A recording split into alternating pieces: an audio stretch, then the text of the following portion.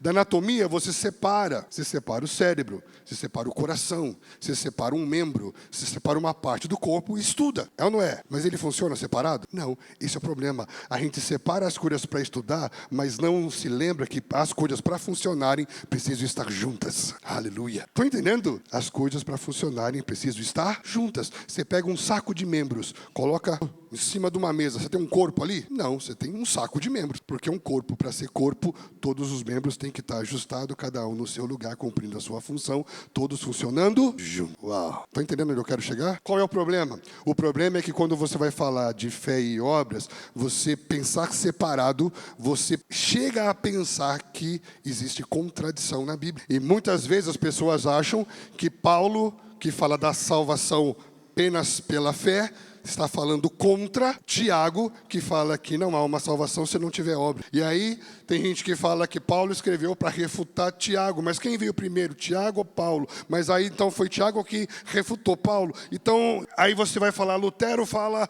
na Reforma que é só pela fé. Mas aí há um contraponto da igreja que não queria aceitar a Reforma, que usa o discurso de Tiago contra o discurso de Lutero. E aí uma confusão histórica sobre esse debate de fé e obra. Só que para você pensar fé e obra, você tem que tirar essa lente do homem caído. Repita comigo, vemos como somos. Se eu estou separado de Deus, eu vou ver tudo junto? Não. Por isso que alguém está em Cristo, as coisas velhas, e tudo se fez novo, ou você, dentro de você, tem uma nova maneira de ver tudo? Porque agora você vê que tudo encaixa num lindo quadro geral chamado propósito de Deus. Isso é lindo ou não é, gente? O que ele está dizendo? Que assim como um corpo tem alma, uma fé sem obras está morta. O que ele está dizendo? Um corpo tem alma. Você tira a alma do corpo, é uma alma penada. Isso funciona? Não. Um corpo sem alma funciona? Ele está dizendo, a fé tem que ser viva. É um corpo com alma. É um corpo com espírito. Então ela tem que ser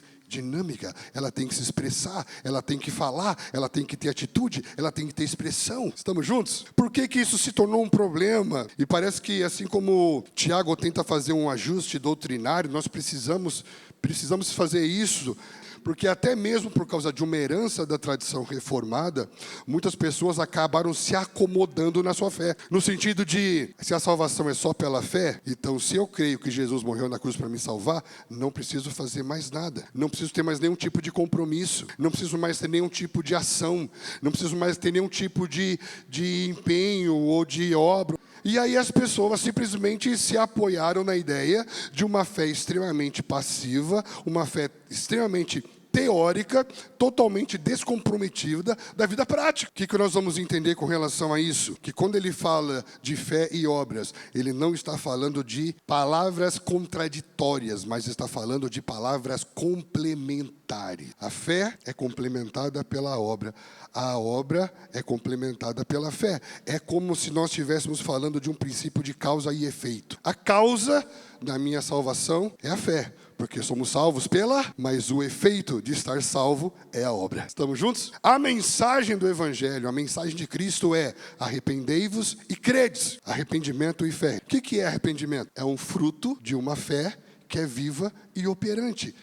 As pessoas perguntam, a fé vem antes ou o arrependimento vem antes? Primeiro eu me arrependo para crer ou primeiro eu creio para me arrepender? Quando a gente tem esse olhar de que tudo acontece junto, uma ação relacional, você vai perceber que é uma coisa só. Por quê? Porque quando a pregação do Evangelho vem e eu sou iluminado pelo Espírito e eu creio, o ato de crer já me faz deixar o que eu fazia. O que é me afastar de onde eu estava? Como chama isso? Arrependimento. O que é arrependimento?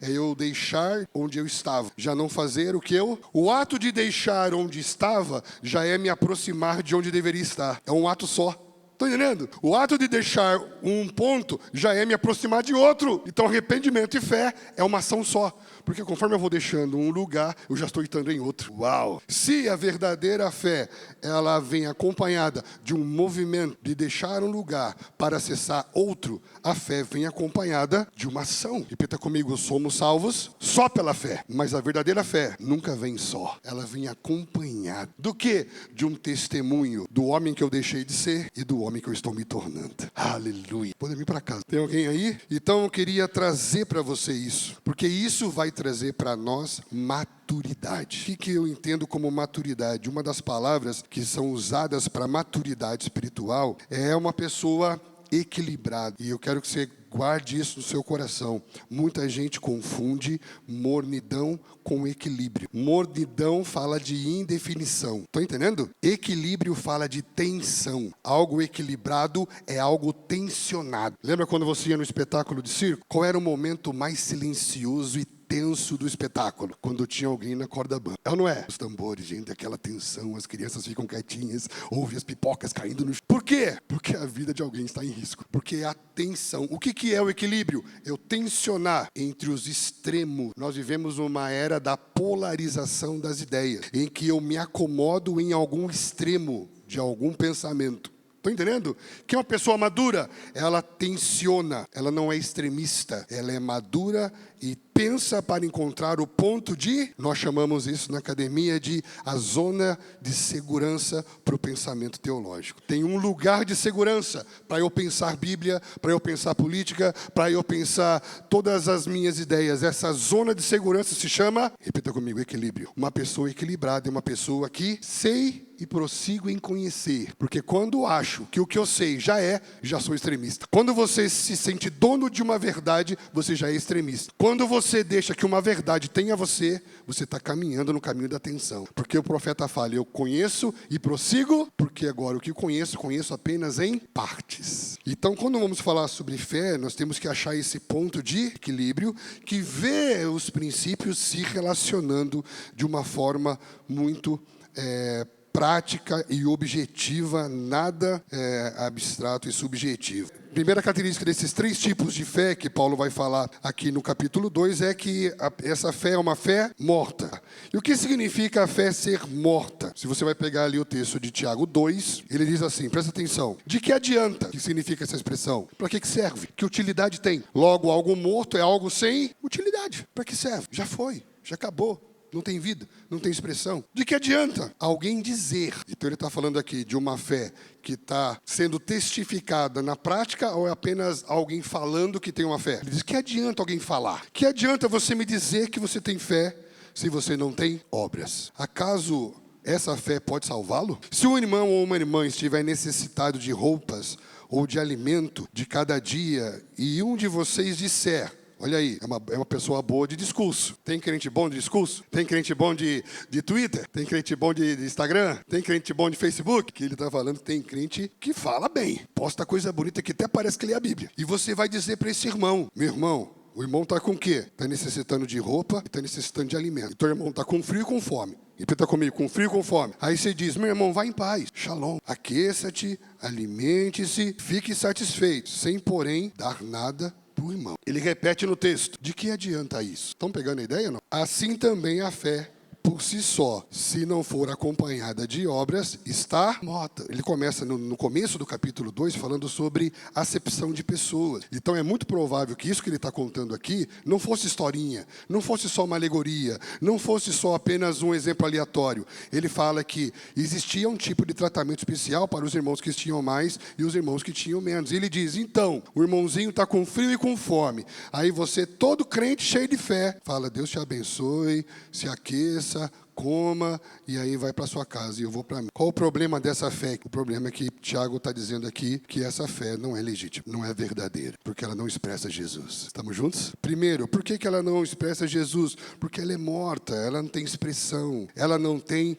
sensibilidade, compaixão. Eu ensino há 20 anos e tem um texto na Bíblia que me norteia em todas as vezes que eu vou ensinar as Escrituras. E fala assim, que Jesus, compadecendo-se deles, passou a ensinar-lhes muitas coisas. Jesus não ensinou porque queria que as pessoas vissem ele ensinando. Ele ensinou porque viu que as pessoas precisavam que ele ensinasse. Porque um professor ensina o que estudou. Agora alguém que tem compaixão e uma fé que é acompanhada de vida, ele percebe o que o outro precisa que seja ensinado. Nós estudamos sobre isso esse último bimestre, que no discipulado se trabalha mais com de ensino por demanda do que ensino por programa. Porque você programa uma coisa para estudar, mas chega lá, o que o irmão está precisando é outra coisa. Só que se você não tem sensibilidade para perceber, você vai dar para ele o que ele não precisa naquele momento. Estão entendendo? Uma fé morta, você belisca, bate, ela não sente nada. Ela não sente mais nada. Isso é triste. E essa é a estratégia da mídia. Trabalhei anos com publicidade, fiz faculdade de rádio e TV, trabalhei trabalhei com roteiro e as pessoas fazem hoje as programações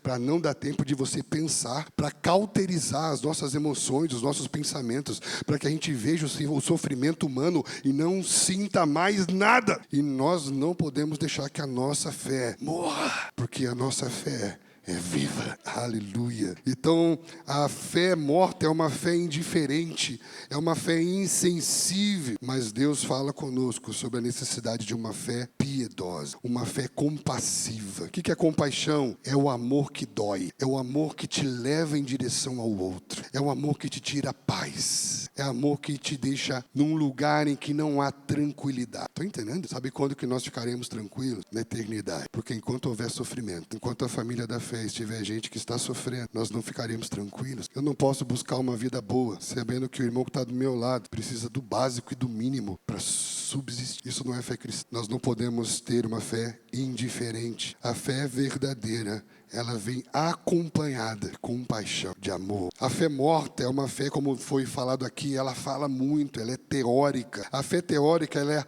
é uma fé sem atividade. Ela fala, ela tem as ideias organizadas, mas não produz absolutamente nada. Eu gosto do momento em Atos 26, em que o rei Agripa está sendo ali questionado por Paulo. E aí olha o que ele fala para Paulo. Paulo, por pouco você não me persuadiu e eu virei crente. Sabe o que quer dizer? Que ele entendeu tudo. Então o fato de o cara entender o evangelho, o fato dele acreditar que Jesus é filho de Deus, isso quer dizer que a fé que ele tem é uma fé salvadora? Não.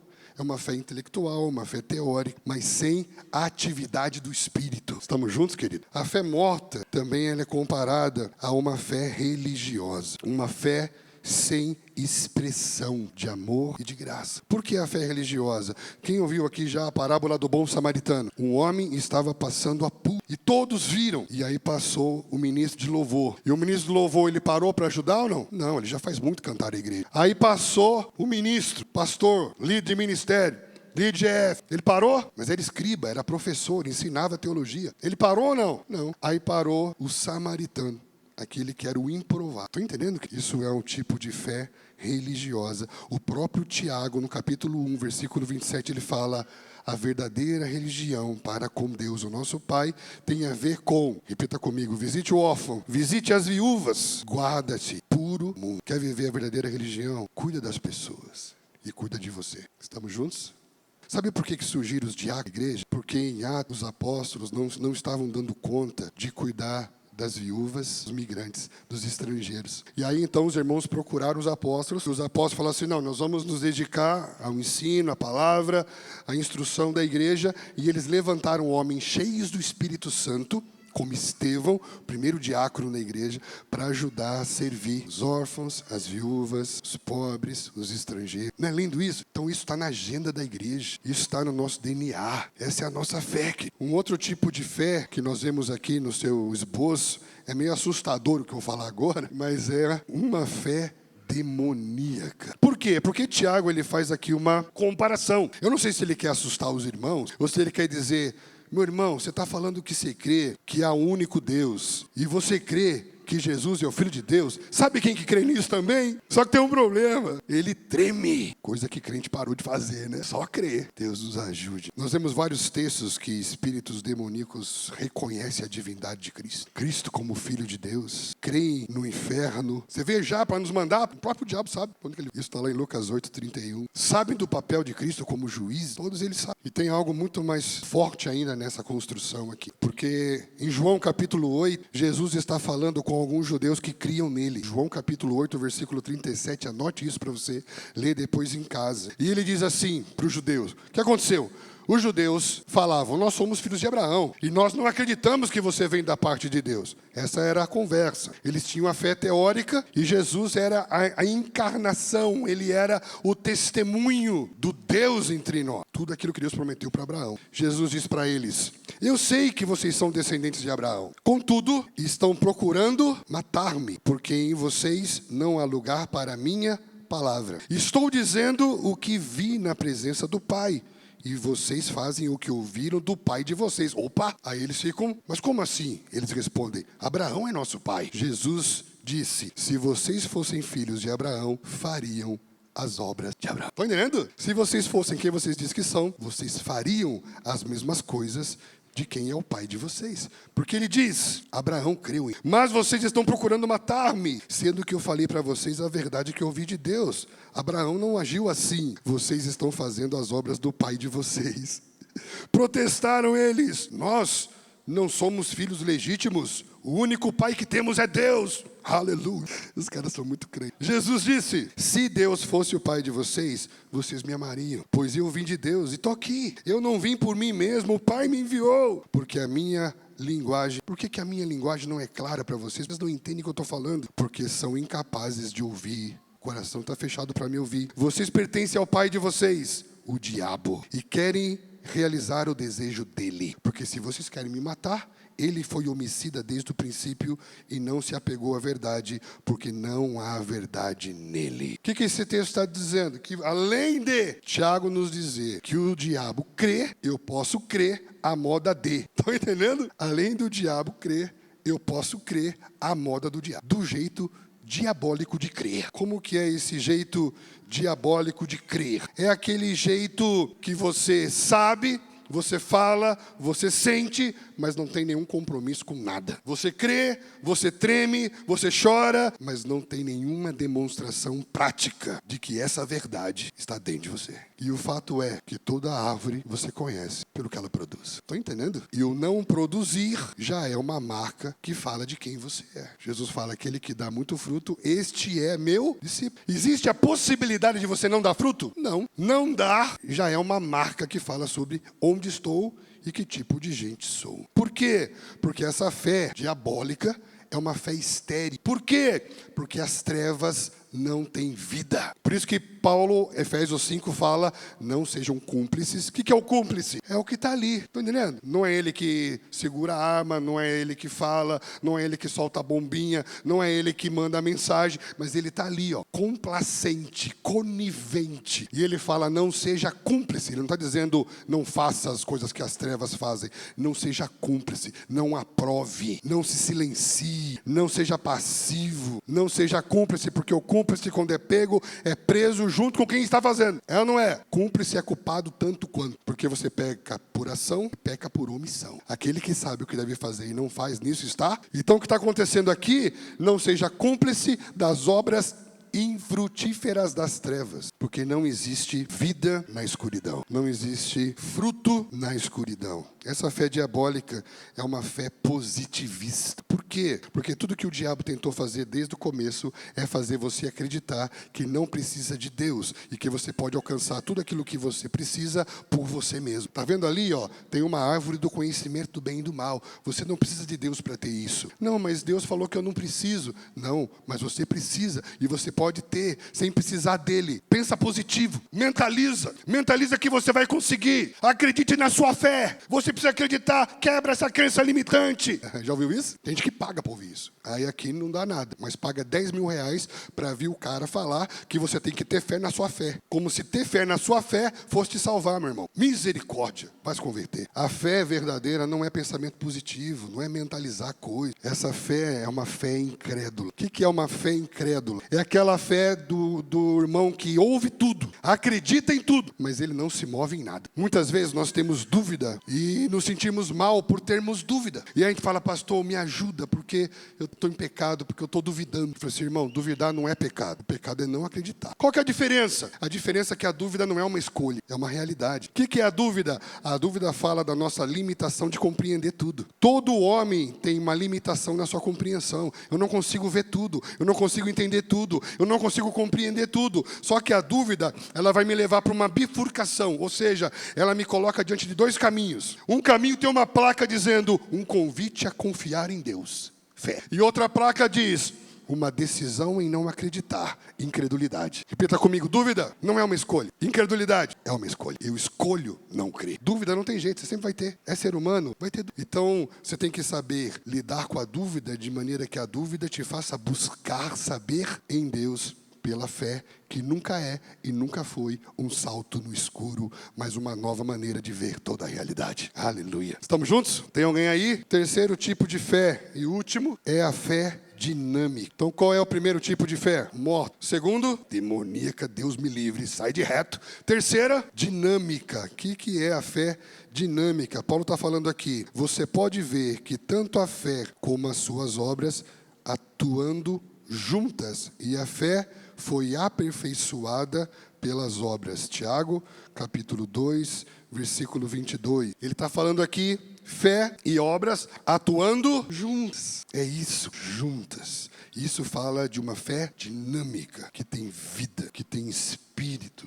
Um corpo que tem espírito, que se movimenta. Isso é maravilhoso. Por que essa fé é dinâmica? Eu vou te dar algumas dicas do porquê essa fé é dinâmica. Primeiro, porque essa fé, ela atua pelo amor. Por isso que o nome da mensagem é fé e amor, fé e obras. Porque essa fé dinâmica, essa fé verdadeira, ela atua pelo amor. Olha o que Paulo diz em Gálatas capítulo 5, versículo 6. Porque em Cristo nem circuncisão ou nem a incircuncisão tem valor algum, mas, repita comigo, a fé que atua pelo amor. Uau, lindo. Sabe o que é essa palavra atuar no grego? Energel, que é energia. Está dizendo que a fé, ela é, sabe quando você vai energizar um carro para que ele volte a funcionar? Ressuscitar o carro, quando você vai usar o desfibrilador para aquele choque de energia para fazer voltar? Isso que é o amor. A fé atua pelo amor. Está falando que a fé energel do amor, ou seja, o amor energiza a sua fé. Ele mantém a sua fé viva. Por quê? Porque o amor não é egoísta. O amor não pensa apenas nos seus próprios. Não é lindo isso, gente? Agora imagine o Senhor renovando essa fé nas nossas vidas. Essa igreja já está tocando essa cidade. Mas quando essa fé vier em nós e for ativada em nós, nós podemos virar essa cidade de cabeça para baixo. Você crê nisso? E sabe o que é sensacional e muito sério? Por que essa mensagem é muito séria e muito escatológica? Porque Jesus disse que um dos sinais dos últimos dias é que o amor de quase todos vai se esfriar. O que seria quase todos? 50% é quase tudo? Não. 60% é quase tudo? 70%, 80%? Quase tudo é quase tudo. É sério ou não é? Se nos últimos dias o amor de quase todo mundo vai esfriar, que tipo de fé nos últimos dias as pessoas vão ter? Morta, demoníaca, teórica. Estão entendendo, queridos? Quando que o amor esfria? Quando já não há mais altar no sacrifício. Quando já não há mais algo sendo oferecido, o fogo do altar esfria. Então o que nós estamos falando de uma fé dinâmica, uma fé que ela é movida por amor, uma fé que é comprovada. Tiago capítulo 2, versículo 18 fala: você tem fé? Eu tenho obra. Mostre-me sua fé sem obras e através das minhas obras eu mostro a minha fé. Porque nós somos salvos só pela fé, mas a fé nunca vem só. O que nós estamos falando aqui, queridos, é que fé no hebraico, emuná, está relacionado com fidelidade. Ser fiel. O justo viverá pela fé significa viver da sua fidelidade àquilo que Deus falou com você. Uma fé operante, uma fé dinâmica. E o que eu acho lindo é que o autor, escrevendo aos Hebreus capítulo 5, versículo 12, ele fala assim: muitos de vocês já poderiam ser mestres pelo tempo de fé que vocês têm. Muitos de vocês já poderiam estar ensinando. Muitos de vocês já poderiam estar abrindo as suas casas, discipulando pessoas, tocando lugares, bairro, liderando projetos, assumindo frentes, cuidando de crianças, ajudando a nossa casa de apoio aos migrantes, aos afegãos, aos órfãos, às viúvas.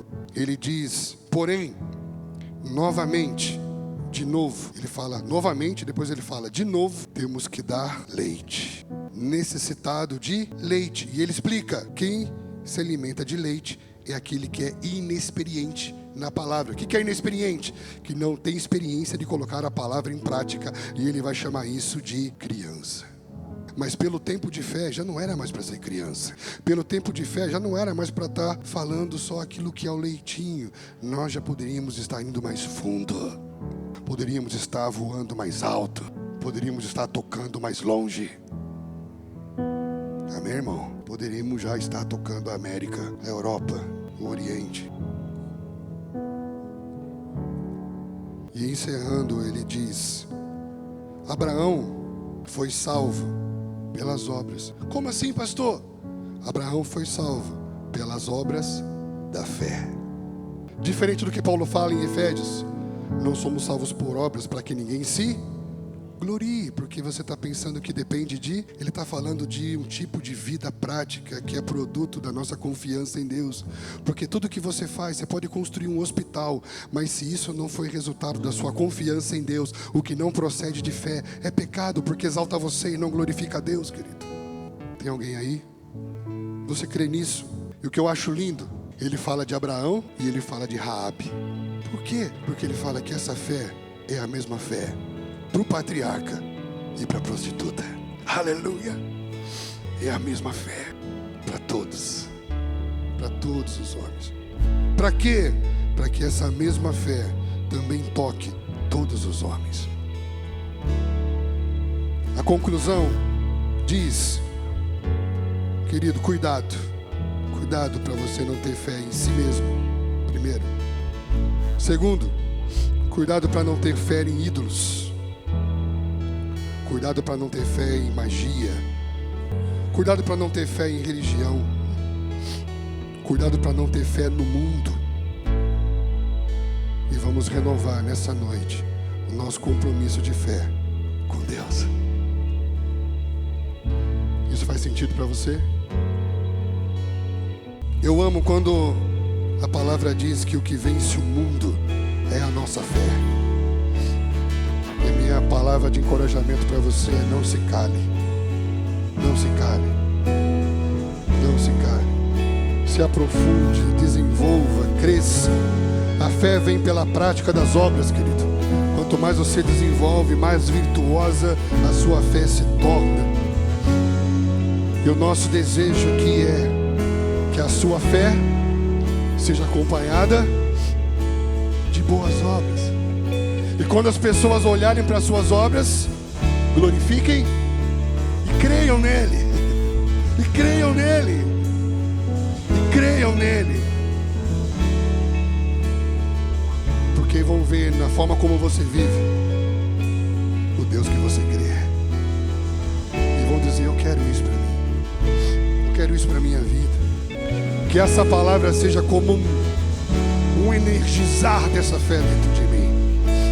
Um fortalecer, um impulsionar, um despertar. Para que nós venhamos não apenas viver uma fé teórica, descomprometida, mas que possamos ser como luz do mundo, sal da terra. Levanta nesse lugar um povo poderoso em fé e obras, Pai. Abençoa, Pai, que o Senhor colocou nas mãos de cada um. Abençoa o que o Senhor tem feito através de cada família. Que haja um renovar, um reconciliar nessa noite.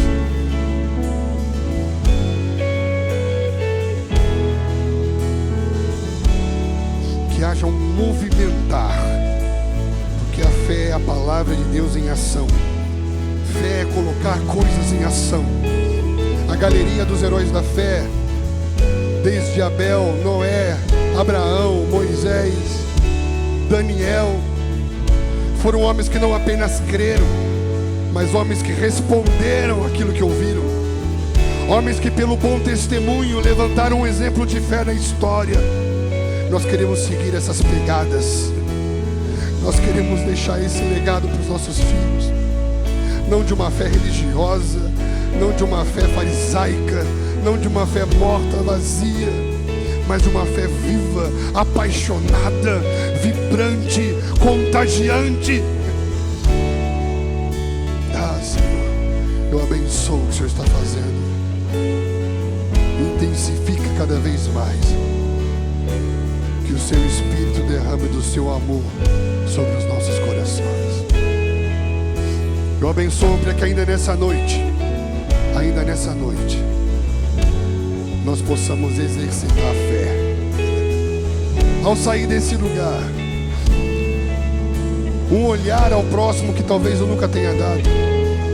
Talvez um abraço ao próximo que eu nunca tenha dado. Talvez um nome do próximo do qual eu nunca tenha me interessado.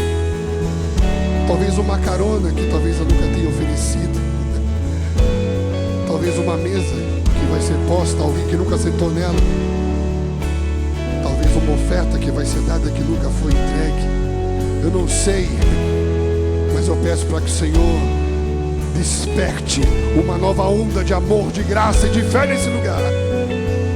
E que isso só aumente. E que isso comece a transbordar pelo estado de São Paulo, pelo centro-oeste, norte e nordeste, como já está chegando lá hoje. Até que possamos nos derramar sobre América Latina, Venezuela, Chile, Uruguai, um dos países mais ateus da América Latina. E se derramando pelo Portugal, Espanha, França, Itália, Inglaterra, Estados Unidos, Canadá, Holanda, Suíça, Oriente. Uma onda de amor, de graça, um testemunho de fé. Esse será o grande sinal da volta de Jesus. O Evangelho será pregado como nunca antes, como um testemunho a todas as nações. Enche-nos de Ti, Senhor.